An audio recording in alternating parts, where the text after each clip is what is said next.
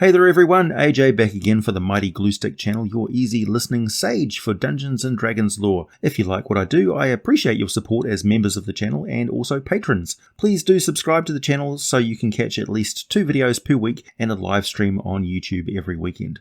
Dragons. They don't have the name of the monster in the title of the genre for nothing. Today I'm here to answer the question, are there dragons native to the plane of Carceri, the Tartarean prison dimension? I have a video on Carceri linked down in the video description. It's a grim and very oppressive and ominous environment, an alien dimension with its own peculiar laws of physics. As an outer plane, it is strongly influenced by a certain moral and ethical outlook. The alignment of this dimension hovers between chaotic evil and neutral evil. It consists of 6 layers within this lower realm. Think of them like its own version of the Feywild and Shadowfell. The outer planes don't have Feywilds and Shadowfells of their own, so they have layers, each with its own name and special qualities. Carceri is a vast air-filled void with no stars, just a recurring line of planets that extend out into infinity, glowing with an orange, red-like glow, like a string of evil pearls. While gravity acts normally on the planet's surfaces, the void is like an endless dark sky, weirdly homogeneous and stable, without a breath of wind. On the top layer of this dimension, named Othrys, each planet is about the size of Earth, but they float only 100 miles or 160 kilometers apart. The lower down one travels in the parallel layers of this dimension, the smaller the planets become, and the farther apart they float. There is no day or night on any of the planets unless a god resides on one and wishes there to be so, because this plane is divinely morphic, which means that beings of sufficient godlike will can just change the environment around them. Also, there's a uniform warmth and red glow that radiates from the very rock and soil of these planets. What little plant life there is sprouts up rapidly after any of the rare bursts of rain, and then spawns noxious fruit and seed pods before withering away within hours, quickly rotting down to a moist and musty peat-like soil. Endless worlds can house endless hordes, and who knows how many creatures truly live out their days in Carceri. The first layer does have some notable landmarks in a famous location though, one of which is the 2 planets that have 50-mile high mountains on them that actually join in the middle. This location is called Mount Othrys, and that is what the whole layer takes its name from. Where these 2 peaks join is a massive citadel. The river Styx also flows across all the worlds of this layer. It will vanish into a cavern on one world and reappear on a spring in another, wending its way through all the lower planes. Othrys is like a hot summer day in the prime material plane, bright enough from all the glowing worlds suspended in the sky. It is also damp and humid, with many rivers feeding into the Styx, and the surface of the world is made of broken hills, mountains, and lowland marsh, bogs, swamps, with a constant danger of quicksand. Also, there are many deep chasms where ancient and evil beings dwell. Our main concern with this environment, though, is the Tarterian dragon, native to the plane of existence and perfectly adapted to it. They are evil, not just in attitude, but in their appearance, combining many features of the worst 2 kinds of chromatic dragons, the green and the black. They are on the larger side of the range that planet dragons reach, starting off as a medium-sized wormling, growing to large size through their juvenile years and huge size as young adults, and then having a late growth pulse when they reach old age, and the most ancient of their kind are well into the colossal category. They appear emaciated, with drooping flesh and tattered wings.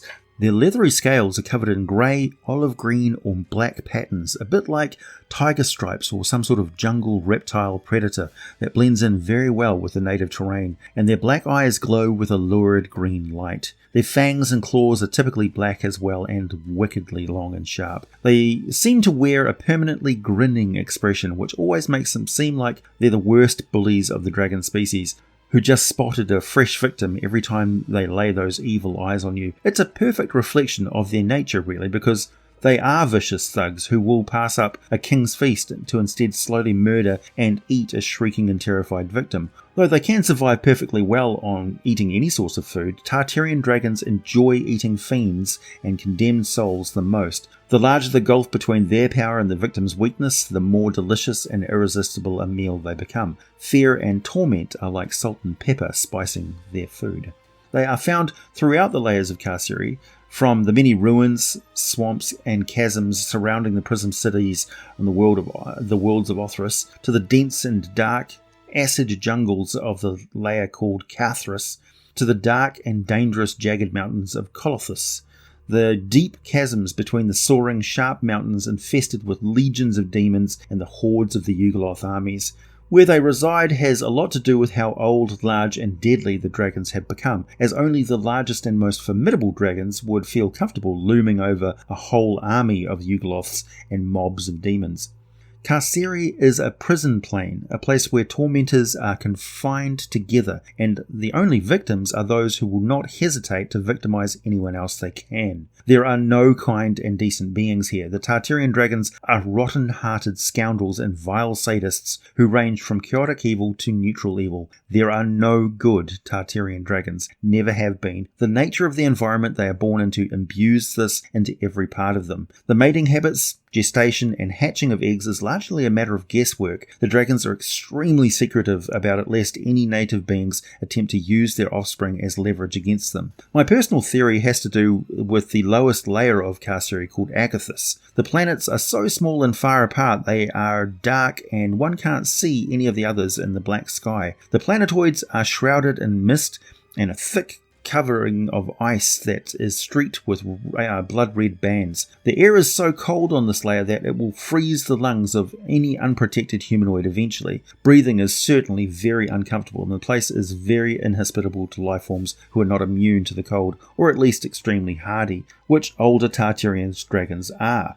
While the dragons are not immune to cold, they are traditionally ignore a certain level of damage. They've got a damage threshold, which allowed them to endure the frigid extremes of this environment. Now, while this is said to be the lowest layer of Carceri, it may not actually be correct. We just know that any of the usual portals between the layers are found on the surface of the planets, in the flow of the river Styx, or portals found in caves and such, all of which is deep beneath a mile or more of ice on the planetoids of Agathis. So, are there tunnels, secret tunnels of the Tartarian dragons that descend to sheltered tunnels deep below the surface? Do these connect to ancient portals to a hidden, lost layer? Nobody knows. Tartarian dragons are highly skilled in magic that will allow them to make the most of such monumental secrets though, as we shall discover.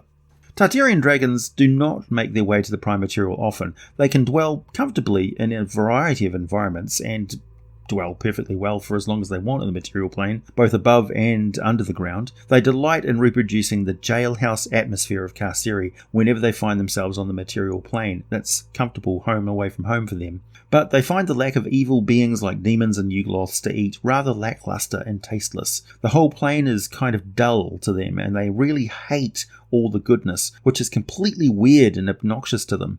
Their reactions to acts of charity, compassion, and love is exactly how we react to acts of malice, cruelty, and hatred. They see things the exact reverse of how good beings do. Their lairs transform the landscape into a dungeon complex full of traps designed to imprison, impair, and force interlopers to turn on each other in hatred and desperation. They attract the worst kind of minions, black-hearted and cruel. The kobolds who flock to these dark gods become conniving, psychotic cannibals who compete with each other on who can deliver the most worthy victims to their master's torments and entertainments. If their offerings are insufficient, they become the Tartarian dragon's next meal. Like their master, they constantly strive to hide their nursery of eggs from their master, who enjoys hunting them down and devouring the eggs in front of them, keeping a few of the newly hatched in order to perform dark and twisted experiments on them, transforming them into elite monstrous forms that terrify the rest of the dungeon inhabitants. They are the apex of a hierarchy of cruelty that drags evil beings into it and will not let them go, and may the gods have mercy on any adventurer who ventures inside looking for the vast treasures of these exotic, otherworldly dragons.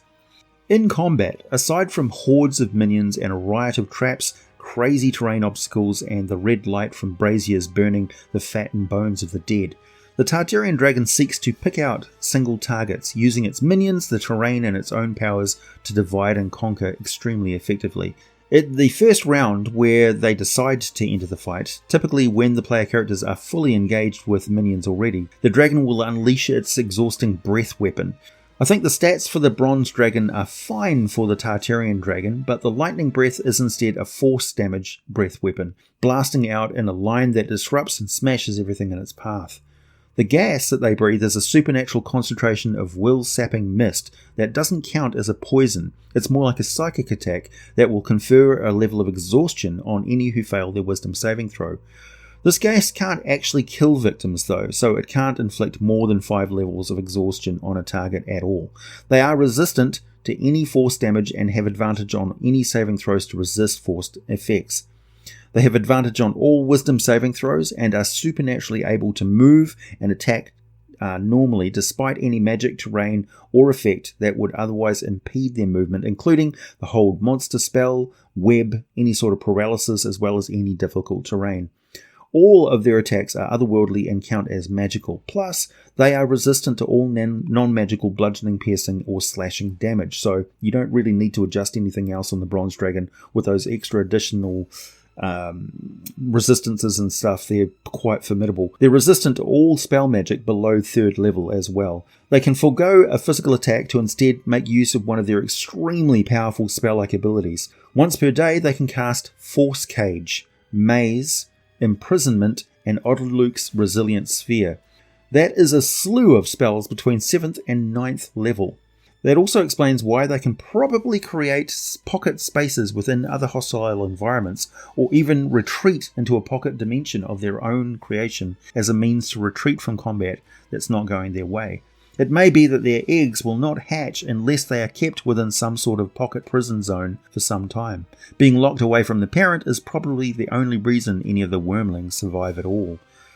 This dragon will attempt to seal away and isolate victims and then later release them in order to murder them one by one, after it's rested and recuperated completely in order to face them fully prepared and at the peak of fitness.